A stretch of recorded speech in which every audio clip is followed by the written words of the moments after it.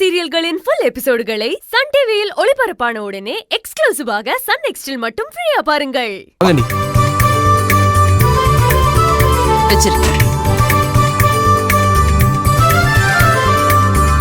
என்ன அத்தை, பூர்ணி இன்னும் காணோம்? அடுத்து மாப்பிள்ளை பொண்ணுக்கு பண்ற சடங்கை தடுக்கணும்னு இந்நேரம் அவ துடிச்சுக்கிட்டு வந்திருக்கணுமே. அவ ரூமுக்குள்ளே இருந்தாலும் அவளோட அந்த மாயாவி கண்ணை வச்சு இங்க என்ன நடக்குதுன்னு பாத்துட்டு தான் இருப்பா. இப்ப நம்ம டிராமாவை ஸ்டார்ட் பண்ண உடனே புத்துக்குள்ள இருந்து பாம்பு வர்ற மாதிரி வருவா பாரு.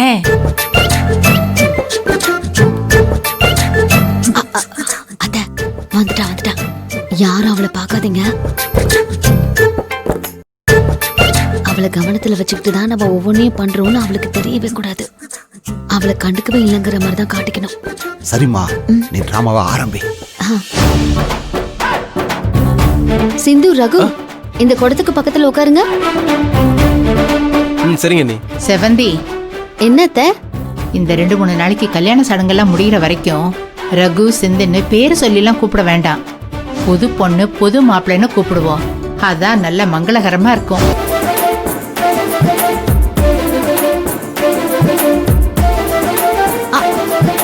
ஆமா லத்த, எனக்கு மறந்தே போச்சு.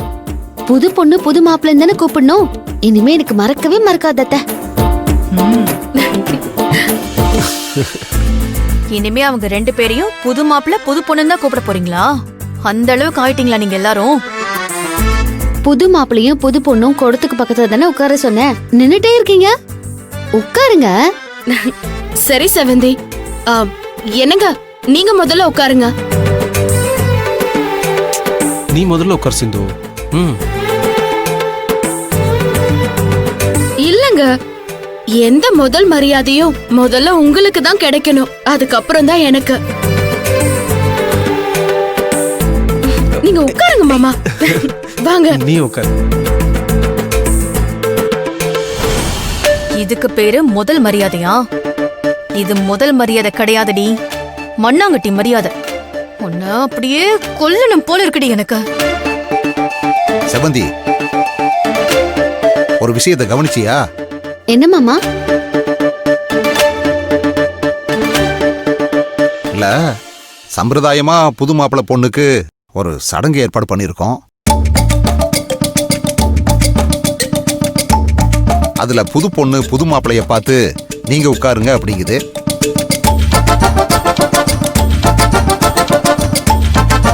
புது மாப்பிள்ள இல்ல புது பொண்ணு நீ உட்காரு அப்படிங்கிறாப்ல.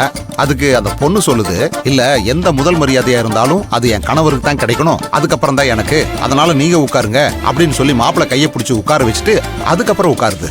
இப்பவே எவ்வளவு விட்டு கொடுக்கற தன்மை இருக்குது பாத்தியா?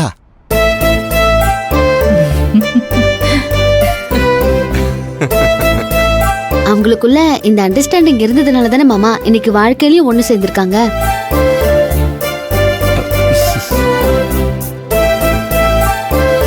கரெக்டா சொன்னம்மா. புரிதலும் அனுசரிச்சு போறதும் தான் வாழ்க்கை. அது ஏனோ சில பேருக்கு புரிய மாட்டேங்குது. செவந்தி, நீங்க இப்ப என்ன சம்பிரதாய சடங்கு பண்ண போறீங்கன்னு தெரிஞ்சுக்க நானும் என் வீட்டுக்காரும் ரொம்ப ஆர்வமா இருக்கோம். சீக்கிரமா ஸ்டார்ட் பண்ணுங்க. இப்ப நம்ம பண்ண போறது ரொம்ப ஃபன்னான சம்பிரதாய சடங்கு தான் மாமா. அது கொடுங்க.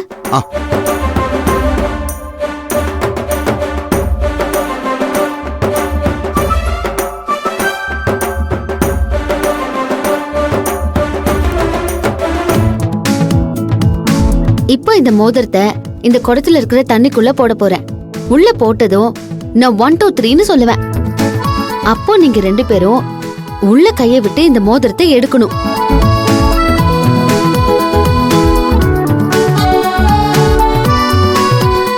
யார் இந்த மோதிரத்தை முதல்ல எடுக்கிறீங்களோ அவங்க தான் ஜெயிச்சவங்க.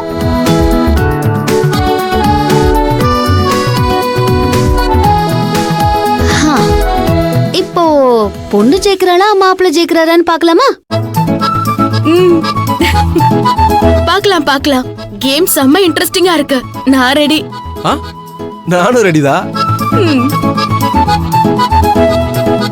பாத்துடலாம் யார் முதல்ல மோதிரத்தை எடுக்கிறாங்கன்னு. அப்படியே மாமா? அப்படிதான். ரெடி.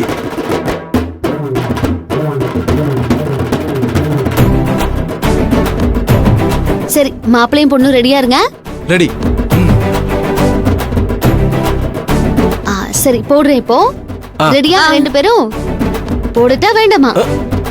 ரெடி. எஸ். ரெடி 1 2 3.